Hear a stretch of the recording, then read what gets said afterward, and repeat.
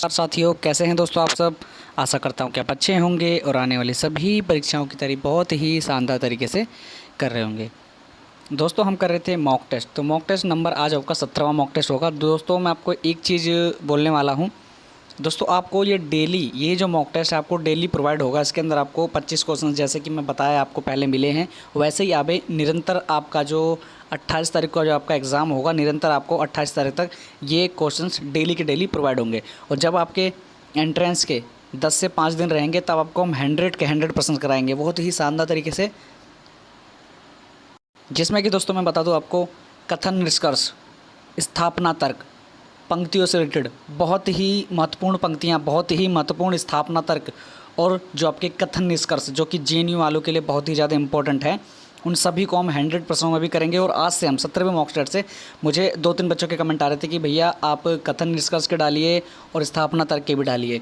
तो आज मैंने 4 से 5 क्वेश्चन डाल रखे हैं स्थापना और तर्क के, बहुत ही शानदार तरीके से आंसर बताने का कष्ट जरूर करना। और जितना भी आपका फाइनल स्कोर रहता है मुझे कमेंट बॉक्स में आप बताते हैं, मुझे अच्छा लगा। कितने कितने बच्चों के मैंने देखे हैं 25 में से 25 नंबर आए हैं, बहुत ही बढ़िया दोस्तों। जिसके भी 25 में से 25 आए हैं और 25 में से 20 भी आए, 17 भी आए, 15 भी आए, जितने भी आए हैं बहुत ही अच्छी तैयारी है आपकी।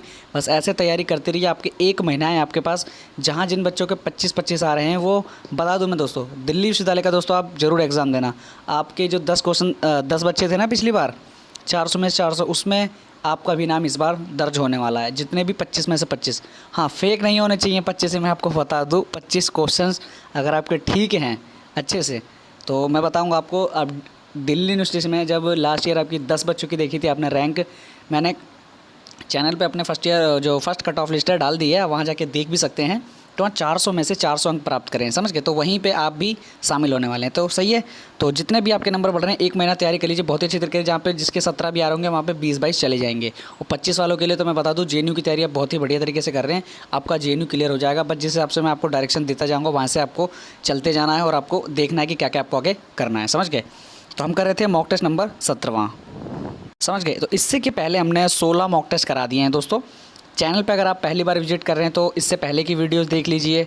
1000 अति महत्वपूर्ण प्रश्न कराए गए हैं और ये मॉक टेस्ट सीरीज़ हमारी चल रही है जो कि आपके एंड ऑफ एग्ज़ाम तक हम जारी रखने वाले हैं, समझ गए। डेली आपको 9 बजे, सुबह के 9 बजे आप लाइव आ जाइए। लाइव अपना तुरंत अपनी क्लास को करिए। 25 क्वेश्चन होते हैं, 25 क्वेश्चन को करिए। और दोस्तों मैं आपको बता दूं, आपका जब तक आपका एग्ज़ाम होता है, जब तक क्या आपका पूरी लाइफ भर मैं आपको दोस्तों बता दूं, पढ़ाई तो आपको करनी है। पढ़ाई करे बिना आपको कुछ भी फल हासिल नहीं होने वाला है। तो डेली उठा करिए। डेली उठने से पहले आपको बता दूं मैं, आप एक गोल अचीव करिए कि आज आपको क्या क्या पढ़ना है, क्या क्या नहीं पढ़ना है, समझ गए। तो हम टारगेट जब बना के पढ़ेंगे, उस टारगेट के पीछे पूरा का पूरा दिन लगा दीजिए कि उस टारगेट को मुझे देखना है, करना है, जो भी है, मैं समझ गए। तो मैं वही बताऊंगा आपको। 1 महीने की जो आपकी स्ट्रेटजी होगी बहुत ही अच्छी तरीके से रखनी है। और जो मॉक टेस्ट आएगा 9 बजे आपको मिल जाता है मॉक टेस्ट करिए। 25 क्वेश्चन होते हैं, 25 के 25 करिए और कमेंट बॉक्स में मुझे अपना फाइनल स्कोर भी बताते चलिए, समझ गए ना। तो शुरू करते हैं फिर अपने हम फिर। हाँ तो दोस्तों पहली बार चैनल पे विजिट करने वाले और जिन्होंने दोस्तों मैंने देखा है बहुत ही ज़्यादा, मैं आपको बता दूँ चैनल पे एक बहुत सारे ऐसे विद्यार्थी हैं जो चैनल को सब्सक्राइब भी किए हैं, और कितने ऐसे विद्यार्थी हैं जिन्होंने चैनल को सब्सक्राइब नहीं किया पर वो मॉक टेस्ट करते हैं, समझ गए। तो यार आपसे मेरी विनती है सब्सक्राइब कर लीजिए, इसमें कोई कमी तो है नहीं, कोई घाटा तो होगा नहीं, सब्सक्राइब कर लेंगे आप तो सब्सक्राइब करिए ज़रूर, समझ गए। आपको ये लाइफ टाइम तक मैं बोलूँ दोस्तों, यूजीसी नेट जेआरएफ की तैयारी आप करेंगे तो यूजीसी नेट जेआरएफ तक की भी मैं तैयारी आपको बताऊँगा क्या क्या क्वेश्चन करने हैं। क्योंकि जो इस चीज़ में कर रहा है तैयारी वही आपको बता पाएगा कि कैसे तैयारी आपको करनी है, समझे। यूजीसी नेट जेआरएफ की हो गई, आपकी टीजीटी पीजीटी हिंदी की हो गई, सबकी तैयारी मैं आपको दोस्तों बताऊंगा कैसे आपको फर्स्ट पेपर की क्लियर करना है, कैसे सेकंड पेपर क्लियर करना है, सभी तैयारी इसके अंदर आपको दोस्तों चैनल पे होने वाली है। तो चैनल को अभी से सब्सक्राइब कर लो। ये आपका लाइफ टाइम तक मैं बता दूँ, हिंदी के कहीं पर भी आपका एग्ज़ाम मिल गया, किसी भी पेपर में हिंदी का क्वेश्चन आ गया तो ये चैनल आपको आने वाले समय पे बहुत ही ज़्यादा निरंतर रहने वाला है, समझ गए। तो इस चैनल को अभी से आप सब्सक्राइब जरूर कर लीजिए, क्योंकि आपके ये लाइफ में बहुत ही एक महत्वपूर्ण बिंदु हो जाएगा ये चैनल, क्योंकि इस पर आप बहुत ही ज़्यादा आपको देखने को मिलेंगे क्वेश्चंस और टेस्ट सीरीज़ बहुत ही ज़्यादा, जो कि आपको एंट्रेंस एग्ज़ाम और आपके जो कॉम्पिटिटिव एग्जाम है बहुत ही फ़ायदेमंद रहेंगे, समझ गए। चैनल को कर लीजिए सब्सक्राइब, और वीडियो अच्छी लग रही है तो वीडियो को लाइक भी जरूर कर दें, ज़्यादा से ज़्यादा शेयर करिए, और कमेंट में मुझे आपका जो मैंने बताया स्कोर वो आपको तो बताना ही है, समझ गए। तो शुरू कर लेते हैं अपने फिर हम जो हमारा मॉक टेस्ट नंबर 17 है। तो आपका जो पहला क्वेश्चन है आपका आ गया है, और आंसर बताने का प्रयास करें मेरे साथियों। क्वेश्चन आपका, हिंदी में हिंदी साहित्य का इतिहास सबसे पहले किसने लिखा? तो बताइए। ऑप्शन नंबर ए ग्रीशन गारसादा तासी, और बी शिव सिंह सैगर, और डी रामचंद्र शुक्ल। तो बताइए सही विकल्प क्या होगा? जितने भी मेरे साथी शिव सिंह सैगर पे जा रहे हैं एकदम करेक्ट आंसर चला जाएगा। बढ़ते हैं फिर नेक्स्ट क्वेश्चन की तरफ। नेक्स्ट क्वेश्चन आपकी स्क्रीन पर आ चुका है, जल्दी से उत्तर लगाने का प्रयास करिए दोस्तों। बताइए अष्टछाप का कवि है, बताइए कौन है? मीराबाई, सूरदास, रसखान या विद्यापति जी? बताइए दूसरे का सही विकल्प क्या चला जाएगा? तो ऑप्शन नंबर सी अष्टछाप के कवि जो हैं, मैं बता दूं दोस्तों आपको, सूरदास इसमें सही विकल्प चला जाएगा। तो सभी क्वेश्चंस को आप नोट डाउन करते रहें कि आपका पहला कौन सा सही हुआ है, दूसरा सही हुआ है, तीसरा गलत हुआ है तो चौथा सही हुआ है। जो सा भी आपका सही होता है आप बगल में नोटबुक लेके, हमेशा मैं बोलता हूँ नोटबुक लेके बैठा करिए, जो भी इसमें क्वेश्चन इंपॉर्टेंट हो उसे नोट डाउन कर लो आराम से, समझ गए? तो नेक्स्ट क्वेश्चन, तीसरे क्वेश्चन अपना देख लेते हैं। तो क्वेश्चन नंबर तीसरा आपकी स्क्रीन पर आ चुका है, उत्तर लगाने का प्रयास करिए मेरे साथियों। कौन सप्तक परंपरा का कवि नहीं है? बताइए इसमें से कौन सा नहीं है? हरिनारायण व्यास, नेमीचंद्र जैन, श्रीकांत वर्मा या नरेश शर्मा? तो बताइए तीसरे का सही विकल्प क्या होगा? तो इसके अंदर तीसरे का हमारा सही विकल्प चला जाएगा, जिस साथी ने हमारा श्रीकांत वर्मा जी पे लगाया है वो एकदम सही चला जाएगा। सप्तक परंपरा के ये कवि नहीं है श्रीकांत वर्मा जी, समझे? और हरिनारायण व्यास हो गए, नेमीचंद्र जैन हो गए, और नरेश शर्मा जी ये आपके सप्तक परंपरा के कवि माने जाते हैं, समझ गए? तो चौथा क्वेश्चन देख लेते हैं फिर। क्वेश्चन नंबर चौथा आपकी स्क्रीन पर आ चुका है, उत्तर लगाने का प्रयास करिए। अभिव्यंजनावाद के प्रवर्तक कौन हैं? बहुत ही महत्वपूर्ण प्रश्न है दोस्तों, आपको मैं बता दूं JNU BHU और अपने DU वाले जितने भी हैं उन सभी के लिए महत्वपूर्ण प्रश्न है। तो इसका आपको सभी को आंसर पता होना चाहिए, मैंने बहुत बार आपको बताया, बहुत बार बताया। तो ऑप्शन नंबर सी हो जाएगा, हम रुकेंगे ही नहीं। याद है आपको तो करिए, नहीं याद है तो उसको नोट डाउन जरूर करिए। पाँचों क्वेश्चन देख लेते हैं। देखिए ये भी प्रश्न आपका बहुत ही ज़्यादा इंपॉर्टेंट है, बहुत ही ज़्यादा क्वेश्चनों में, पेपरों में देखा गया है। अभिव्यक्तिवाद के प्रवर्तक कौन है? बताइए। ऊपर आपको पूछा था अभिव्यंजनावाद, अब यहाँ पूछा अभिव्यक्तिवाद, तो बताइए इसका आंसर क्या हो जाएगा? तो हमारा पाँचवें का सही विकल्प जाएगा अभिनव गुप्त। अभिनव गुप्त, अभिनव गुप्त, याद रखिए क्या है आपका? अभिनव गुप्त। ऑप्शन नंबर बी अभिनव गुप्त। तो बढ़ते हैं फिर अपने छठे प्रश्न पर। तो क्वेश्चन नंबर 6 छठा प्रश्न आपकी स्क्रीन पर आ चुका है, उत्तर लगाने का प्रयास करिए। इसके अंदर दोस्तों आपको बताना है हिंदी भाषा का जो विकास हुआ है उसका सही क्रम क्या है। तीन ही आपको दिए गए, मैंने चौथा नहीं डाला, इसके अंदर तीन ही क्रम है, इन तीनों में सही विकल्प बताइए क्या हो जाएगा। अच्छे से पढ़ रहे होंगे, अच्छे से तैयारी कर रहे होंगे, विश्वनाथ त्रिपाठी से पढ़ रहे होंगे, तो आप, मैं बता दूं उसके अंदर ये प्रश्न दिया है, उसमें एकदम सिलसिलेवार तरीके से आपको बताया गया है इसके अंदर, तो बता सकते हैं, तो उसका आंसर ज़रूर बताइए। तो देख लेते हैं आंसर हमारा इसके अंदर क्या होगा। तो ए देख लेते हैं हमारा क्या है, पाली प्रकृत अपभ्रंश हिंदी, फिर प्रकृत अपभ्रंश हिंदी, फिर पाली, फिर अपभ्रंश पाली प्रकृत और हिंदी। तो इसके अंदर जो हमारा सही विकल्प चलाएगा तो ऑप्शन नंबर ए पे ही रहेगा। तो हमारा सबसे पहले आई थी पाली, फिर उसके बाद प्रकृत, फिर अपभ्रंश, फिर हिंदी। तो हिंदी का विकास सबसे लास्ट में हुआ, समझे? इससे पहले की अपभ्रंश है, याद रखिए, और सबसे पहले की पाली है। ये पूछा था कि हिंदी भाषा का सबसे पहले विकास किस में होता, तो पाली में होता, सबसे एंड जो स्थान दिखाया तो हिंदी का ही है, समझ गए? तो बढ़ते हैं फिर सातवें क्वेश्चन पर। तो क्वेश्चन नंबर 7वां आपका स्क्रीन पर आ चुका है, तो उत्तर लगाने का प्रयास करिए। हिंदी व्याकरण किसका ग्रंथ है? इंपॉर्टेंट है आप सभी के लिए, बताइए। रामविलास शर्मा, उदय नारायण तिवारी जी, या कामता प्रसाद गुरु, या आपका आज्ञे जी? बताइए इसका सही विकल्प क्या चला जाएगा। तो option number B, option number B इसका सही विकल्प चला जाएगा। तो बढ़ते हैं फिर अपने 8वें क्वेश्चन की तरफ। तो यहाँ हमारा हो गया 8वां क्वेश्चन। तो 8वां क्वेश्चन दोस्तों, इसके अंदर जो बी है आपका, जो उत्तर है, मैं इसके अंदर बता दूं दोस्तों आपका, इसमें मैं लिखा ही नहीं है, कोई नहीं, मैं आपको बता देता हूँ डायरेक्ट। किशोरीदास वाजपेयी, है ना, समझ गए? तो इसका जो हमारा सही आंसर हो जाएगा 8वें का हमारा, हिंदी शब्दानुशासन के लेखक कौन है? किशोरीदास वाजपेयी जी। तो मैंने इसका आंसर जो है आपको बता दूं, मेरे को कमेंट आए थे टेलीग्राम चैनल पर कि हमें आंसर भी प्रोवाइड कराइए, तो समझ गए? तो मैंने आपको प्रोवाइड कराए हैं 25 के 25 क्वेश्चनों के जो आंसर हैं, मैंने टेलीग्राम चैनल पे आपको, मैं जब PDF दूंगा तो वहाँ पे आपको आंसर मिल जाएंगे, समझ गए? तो यहाँ पर आपका जो इसका आंसर हो जाएगा किशोरीदास व्यास जी हो जाएगा, समझ गए? किशोरीदास व्यास जी। तो देख लेते हैं फिर, किशोरी दास जी, याद रखना, समझ गए? तो 9वें क्वेश्चन पर बढ़ जाते हैं फिर। तो यहाँ से शुरू हो गया हमारा नवा क्वेश्चन, समझ गए। तो नवा क्वेश्चन देखिए और उत्तर लगाने का प्रयास करिए मेरे साथियों। क्या हो जाएगा आंसर बताइए। शुद्ध कविता की खोज किसकी है बताइए। 9वें का सही विकल्प बताइए। मुक्ति बोध जी, बी रामचंद्र शुक्ल जी, या सी दिनकर जी, या डी द्विवेदी जी। तो 9वें का हमारा सही विकल्प चला जाएगा इसमें ऑप्शन नंबर सी पर। शुद्ध कविता की खोज जो है दिनकर जी ने करी है, रामधारी सिंह दिनकर। बढ़ते हैं अपने 10वें क्वेश्चन की तरफ। तो आपका 10वां क्वेश्चन आ गया आपकी स्क्रीन पर। उत्तर लगाने का प्रयास करिए मेरे साथियों। क्या हो जाएगा। आत्मनिपद के लेखक कौन हैं बताइए। 10वें क्वेश्चन का आपको आंसर बताना है। अज्ञे जी, त्रिलोचन जी, रामधारी सिंह दिनकर जी, या रघुवीर सहाय जी। तो इसमें आपका सही विकल्प चला जाएगा ऑप्शन नंबर ए पर। किस पे। ऑप्शन नंबर ए, अज्ञे जी इसका सही विकल्प है, समझ गए। तो 11वां प्रश्न देख लेते हैं फिर। तो 11वां प्रश्न दोस्तों आपकी स्क्रीन पर आ चुका है। उत्तर लगाने का प्रयास करिए मेरे साथियों। क्या हो जाएगा इसका आंसर बताइए। 11वां क्वेश्चन है आपका, हम राज लिए मरते हैं पंक्ति किसकी है बताइए। हम राज लिए मरते हैं, तो बताइए ये पंक्ति किसकी है। बहुत ही फेमस है, आप सभी को याद होनी चाहिए। तो ऑप्शन नंबर ए बिहारी, सी मैथिली शरण गुप्त जी, या आपका अज्ञे जी, या डी तुलसीदास जी। हम राज लिए मरते हैं पंक्ति किसकी है।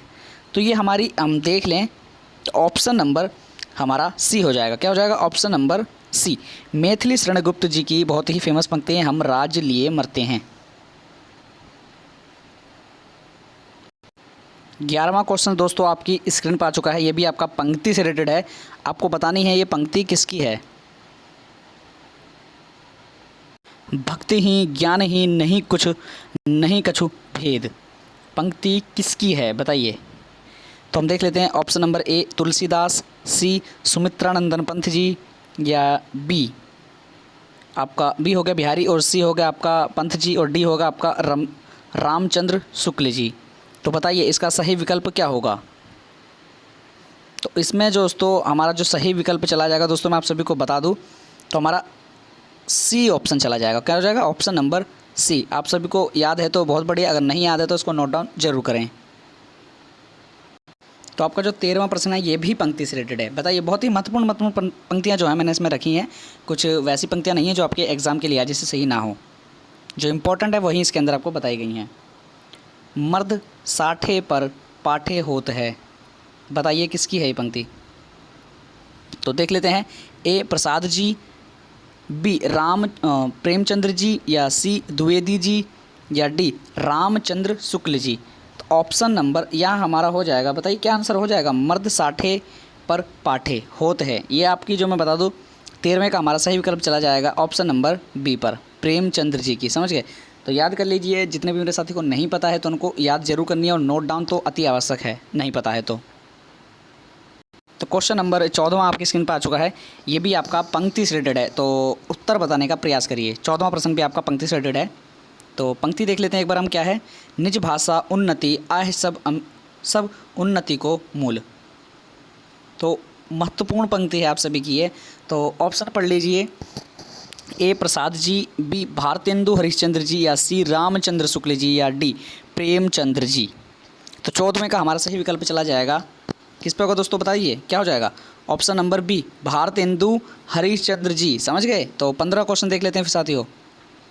तो यहाँ से दोस्तों मैंने अभी बता दूं मैं आप सभी को, यहाँ से मैंने आप सभी के लिए मुझे आपके कमेंट मिले थे तो मैंने आपको स्थापना और तर्क के प्रश्न इसके अंदर मैंने आपको दिए हैं सबसे पहले। समझ गए। तो फिर उसके बाद हम कथन निष्कर्ष के भी करते रहेंगे। तो पंक्तियाँ आपने देख ली, 3-4 पंक्तियाँ मैंने इंपॉर्टेंट थी वो भी डाल दी। स्थापना तर्क इसके अंदर आपको भरपूर मात्रा में मिलेंगे। बताइए इसके आंसर आप सभी। स्थापना दी हुई है, तर्क दिया हुआ है आपको। इन चारों ऑप्शनों में से आपको बताना है इसका सही विकल्प क्या हो जाएगा। समझ गए।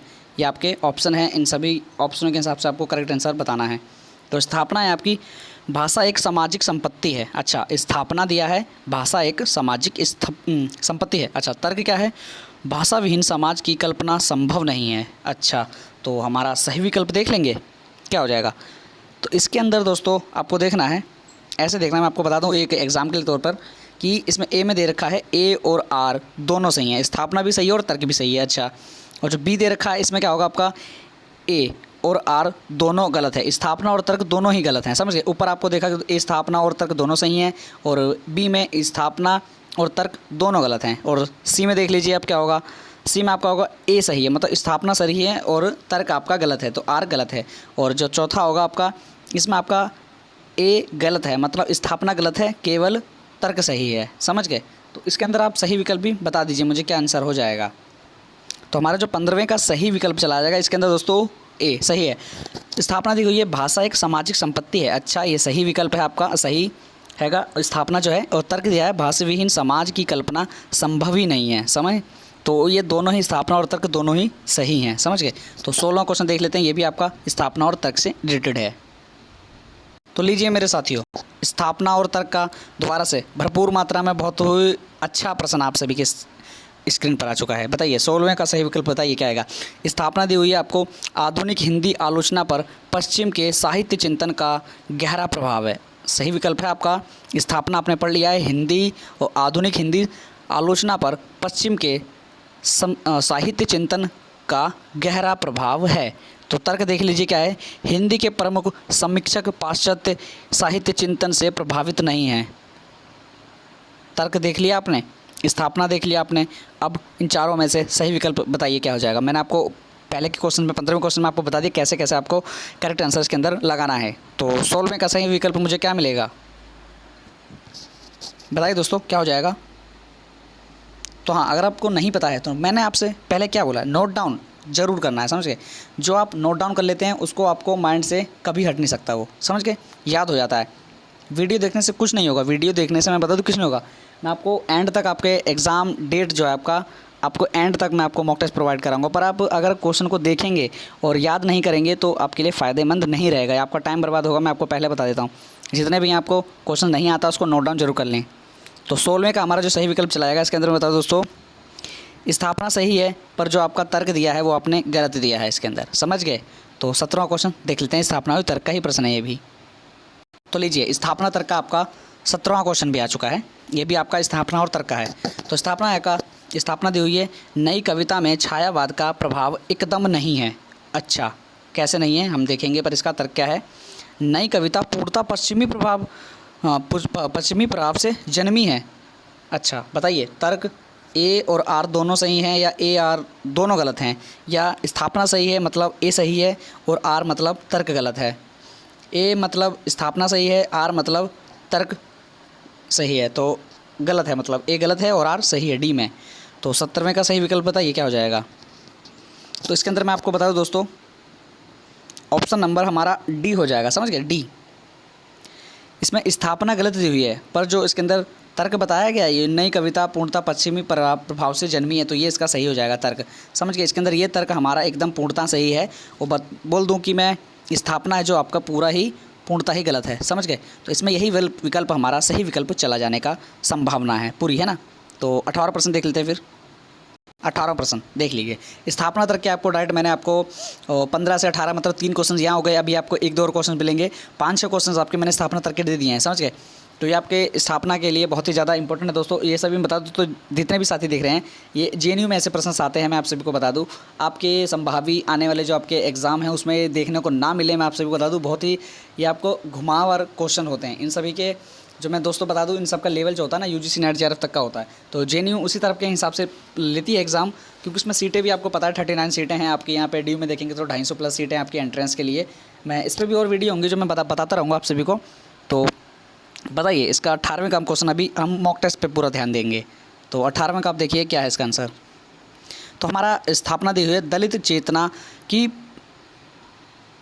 प्रामाणिक अभिव्यक्ति दलित रचनाकारों द्वारा ही हो सकती है। दलित चेतना की प्रामाणिक अभिव्यक्ति दलित रचनाकारों द्वारा ही हो सकती है। तो ये स्थापना हो गया आपका। तर्क देख लीजिए, दलित जीवन का वास्तविक अनुभव केवल दलितों को ही होता है। अच्छा, कैसे हो सकता है। तो तर्क देखेंगे हम, स्थापना देखेंगे, दोनों में से सही विकल्प का हम चयन करेंगे। तो बताइए सही विकल्प क्या हो जाएगा। स्थापना आपका, दोबारा मैं आपको दोहराने का कष्ट करना चाहता हूँ, दलित चेतना की प्रामाणिक अभिव्यक्ति दलित रचनाकारों द्वारा ही हो सकती है। तो आपका तर्क जो दिया हुआ है, तर्क भी देख लीजिए और सही विकल्प को बताने का प्रयास करिए।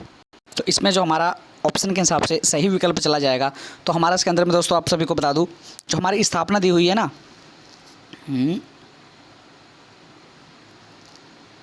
हाँ तो कोई नहीं, वो थोड़ा सा बैक हो गया था, कोई दिक्कत नहीं है, मॉक टेस्ट पे हम आ चुके हैं। तो मॉक टेस्ट देखेंगे हम सबसे पहले, है ना। तो इसके अंदर मैं दोस्तों आप सभी को बता दूं, जो हमारी स्थापना दी हुई है ना, तो एकदम गलत है।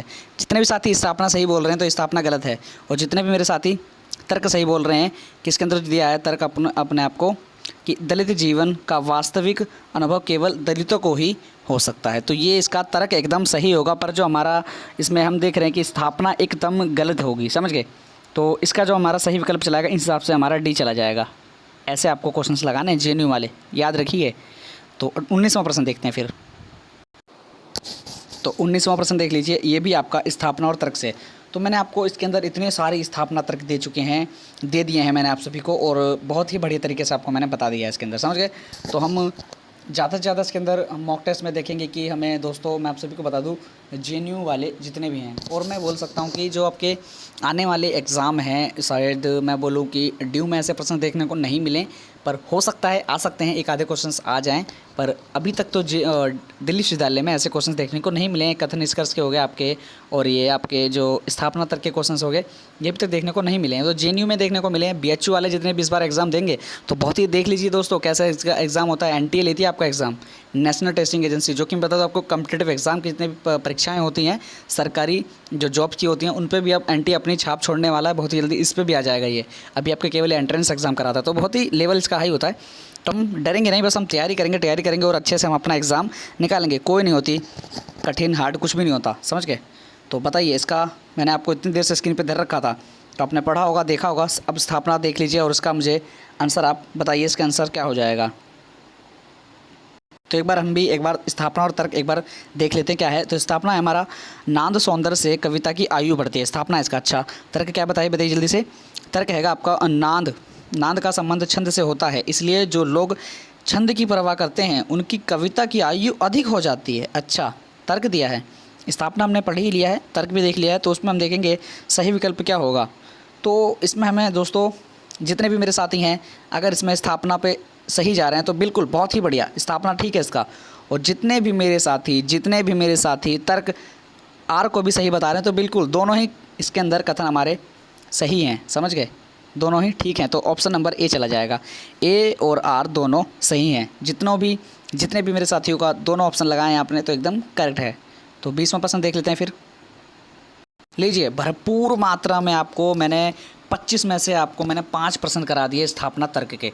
तो इसके अंदर ज़्यादा से ज़्यादा मैं ऐसे ही प्रभाव डालूंगा आप सभी के लिए क्वेश्चनों पर, जो कि आपके एग्ज़ाम के लिए है, से बहुत ही महत्वपूर्ण हो। तो 20वां प्रश्न आपका स्थापना और तर्क से देख लीजिए। स्थापना क्या आएगा आपका, साहित्य की साधना निखिल विश्व के साथ एकत्व अनुभव करने की साधना है। स्थापना दी हुई है आपको, और तर्क दिया है साहित्य विश्व बंधुत्व की भावना को पुष्ट करता है। स्थापना तर्क आपने देख लिए, ऑप्शन बताइए इसका आंसर क्या हो जाएगा। तो आपने देख लिया है स्थापना और तर्क, अब इसका सही विकल्प मुझे जल्दी से आपको मिल जाना चाहिए। तो इसके अंदर मैं बता दोस्तों, जितने भी मेरे साथी स्थापना को बोल रहे हैं सही, तो एकदम सही, समझ गए।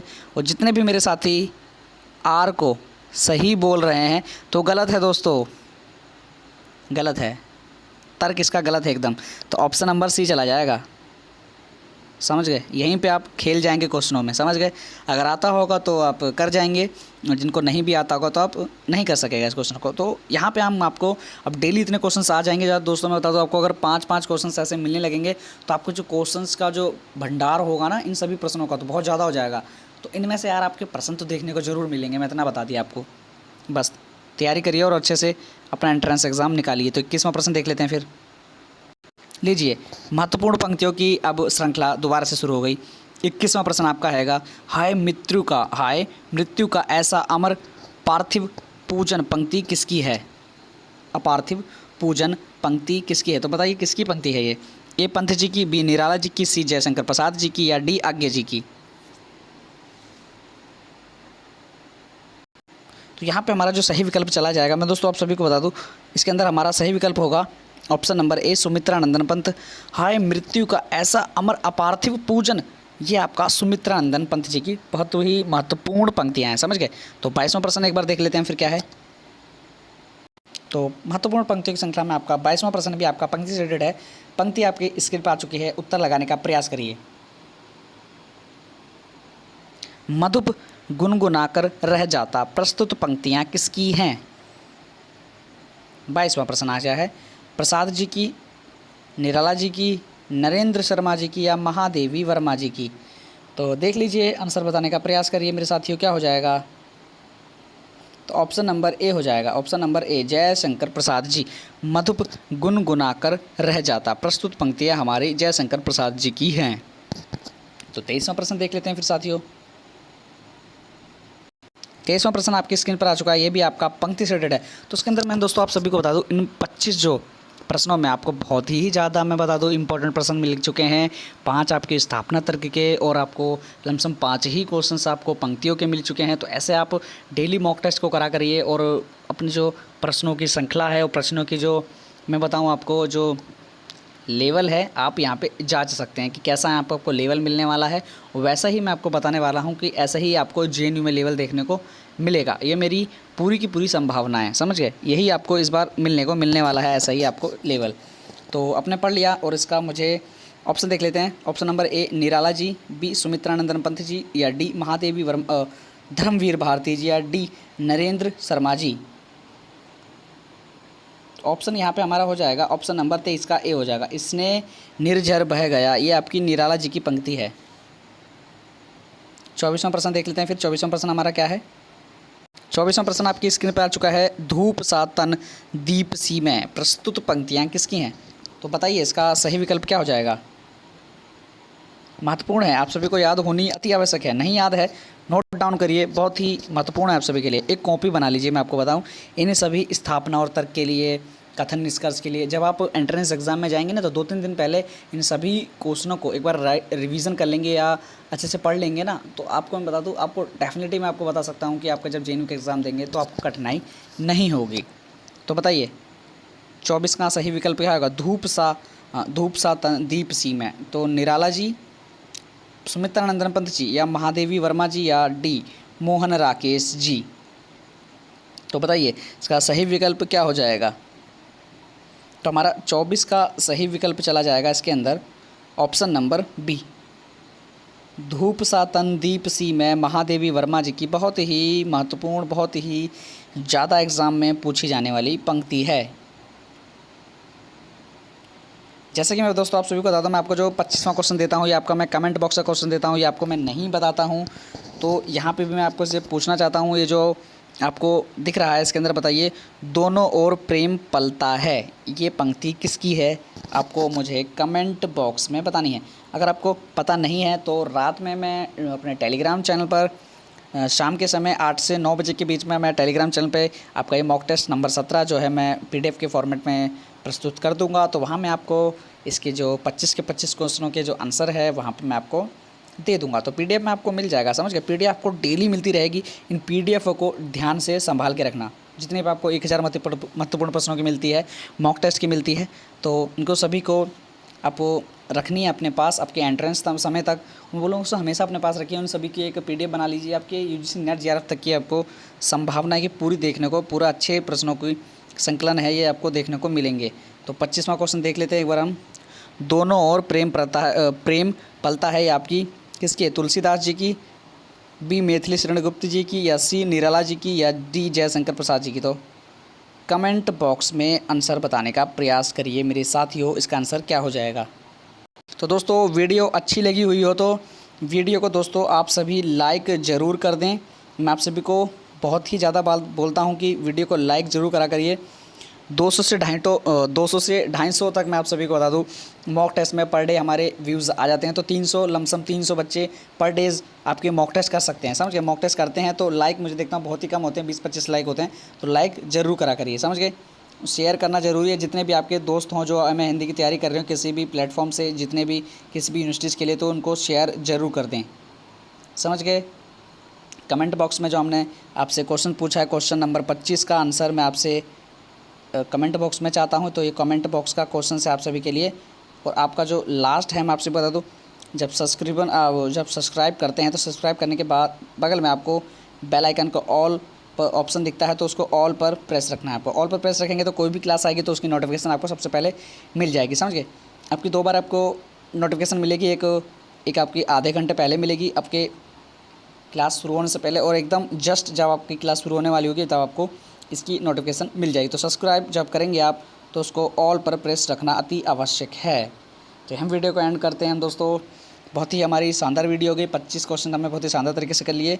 तो मिलते हैं अपने अगले, कल मिलेंगे हम दोस्तों 9 ही बजे। जल्दी से आ जाना अपने मॉक टेस्ट के लिए, समझ गए। तो 18वां मॉक टेस्ट आपका कल अपलोड हो जाएगा, अपनी क्लास आ जाएगी।